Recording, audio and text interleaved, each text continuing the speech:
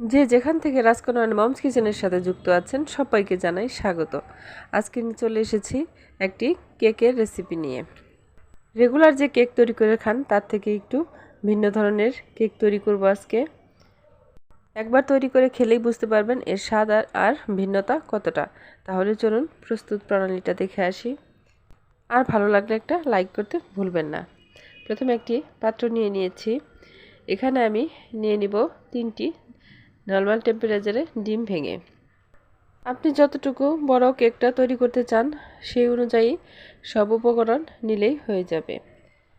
এবার আমি এখানে নিয়ে নিব হাফ কাপের একটু কম চিনি। আপনি যদি এর থেকে একটু কম মিষ্টি খেতে পছন্দ করেন তাহলে একটু কম দিলেও হয়ে যাবে। এবার আমি ডিমের সাথে ভালো করে মিশিয়ে নেব। এবার এখানে দিয়ে দিলাম 1/3 কাপ পরিমাণে সয়াবিন তেল। কেক তৈরিতে তেলটা একটু বেশি দিতেই হবে, তেল কম দিলে হবে না। নিয়ে নিলাম হাফ চামচ বেকিং সোডা আর নিয়ে নিব 1 চামচ বেকিং পাউডার। এগুলো আমি একটু চেলে নিলাম যাতে এর দানা অংশ এখানে না থাকে। এবার এই উপকরণগুলো আমার দেওয়া হয়ে গিয়েছে। এবার ভালো করে ফেটিয়ে নিতে হবে। আপনি যত ভালো করে ফেটিয়ে নিতে পারবেন আপনার কেকটি ততই ভালো হবে। চাইলে হ্যান্ড উইক্স দিয়েও ফেটিয়ে নিতে পারেন। এবার আমি এটি এক সাইড করে রেখে দেব। এবার আমি যে উপকরণ দিয়ে কেকটি বানাবো তা হলো মুড়ি। এখানে আমি 1 বাটি মুড়ি নিয়েছি। মুড়িটা পাটায় আমি ভালো করে বেটে নেব, বেটে গুঁড়ো করে নেব। আজকে কিন্তু আমি এই মুড়ির গুঁড়ো দিয়েই কেকটা তৈরি করব। সম্পূর্ণ ভিডিওটা দেখতে থাকুন আমি কিভাবে কেকটা তৈরি করি আর কেকটা কতটা নরম তুলতুলে হয়। মুড়িটা আমার গুঁড়ো করে নেওয়া হয়ে গিয়েছে। একটু ভালো করে প্লেন করে গুঁড়ো করে নিতে হবে। ডিমটাও কিন্তু আমার ভালো করে ফেটিয়ে নেওয়া হয়ে গিয়েছে। দেখুন উপরেও ডিমের ফেনা ফেনা হয়ে গেছে। এখানে কিন্তু আমি হাফ চামচের মতো ভ্যানিলা এসেন্স ব্যবহার করেছি যাতে ডিমের গন্ধটা না আসে। সেই ক্লিপটা কোনো কারণে কেটে গেছে।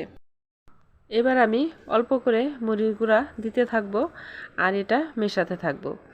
একবারে কিন্তু মুড়ির গুঁড়া দেওয়া যাবে না।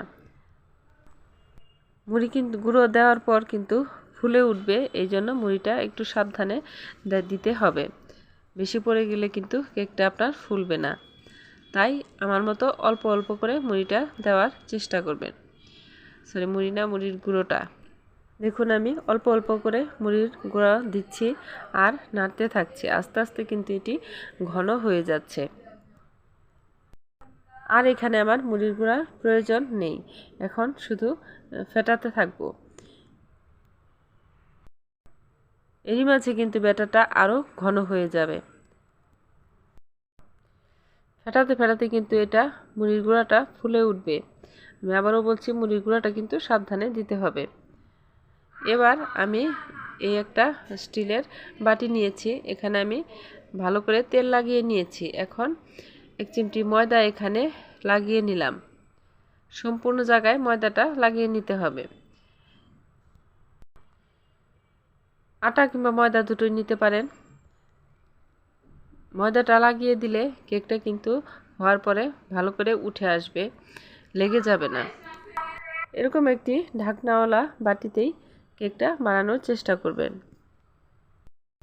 আমি স্টিলের বাটি নিয়েছি, আপনারা চাইলে সিলভারের বাটিও নিতে পারেন। এবার সম্পূর্ণ বাটিতে আমার ময়দা লাগানো হয়ে গিয়েছে। এবার ব্যাটারটা আটটু ফেটিয়ে আমি এইখানে ঢেলে দেব। দেখুন কেকের ব্যাটারটা কিন্তু আরও ঘন হয়ে গেছে।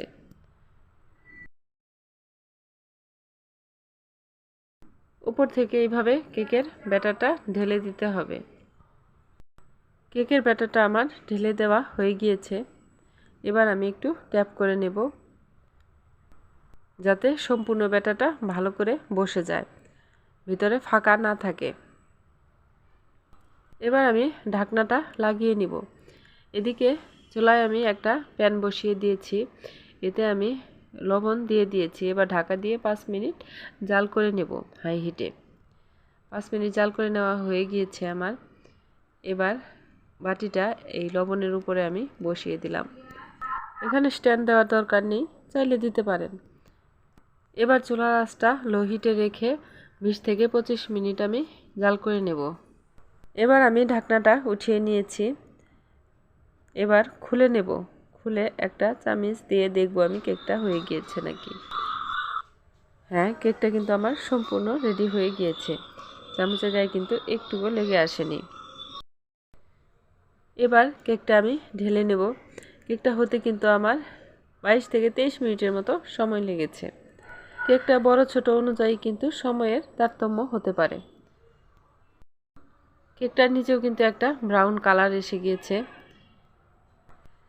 এই কেকটা খেতে যে এত ভালো হয়, না খেলে বুঝতে পারবে না। একদিন তৈরি করে খাওয়ার অনুরোধ রইল। আর দেখতেই পাচ্ছেন কতটা নরম তুলতুলে হয়েছে। আর কেকের নিচটাও কিন্তু ব্রাউন একটা কালার এসেছে, নিচটাও নরম তুলতুলে। এবার কেকটা আমি কেটেও দেখিয়ে দিচ্ছি। আমার আজকের রেসিপি যদি আপনাদের ভালো লেগে থাকে তাহলে প্লিজ চ্যানেলটা সাবস্ক্রাইব করে দিবেন আর একটা লাইক অবশ্যই করবেন।